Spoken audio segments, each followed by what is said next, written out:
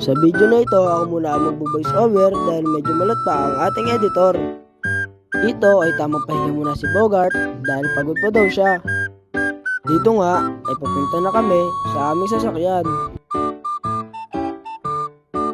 Dito ay umaandar na ang motor dahil papunta na kami sa ilog para maligo dahil sobrang init na ng panahon. Part na to ay nangangatin na raw ang ulo ni Bogart kaya siya ay nagpakamot sa akin. Dito, sa sobrang dami ko ng sinabi, hindi ko na malayan, nakarating na pala kami sa ilog.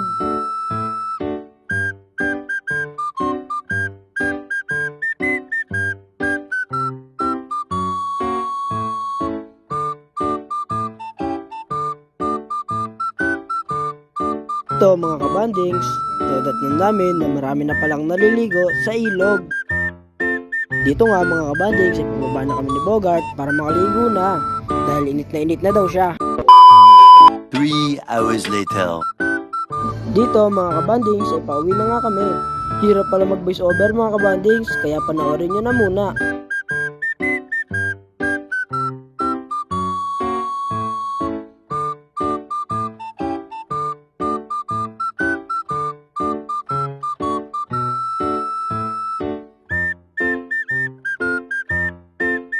So mga kabandings, ay naligaw pa yata kami.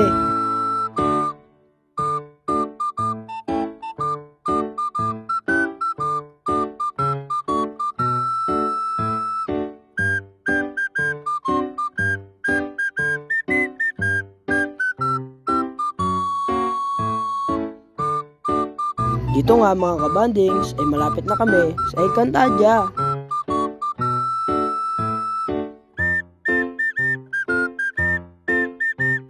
Ito nga ay nakaliko na kami sa Encantadia.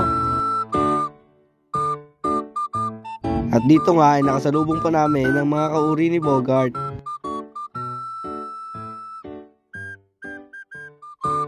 Dito nga ay nangagaw pa ng mic ang ating kabanding.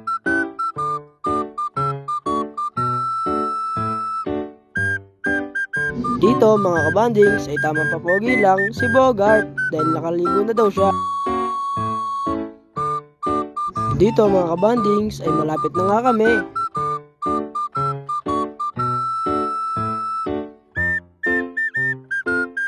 At dito nga mga kabandings ay nakarating na kami. Hanggang dito na lang ang video. Salamat sa panonood. Bye bye!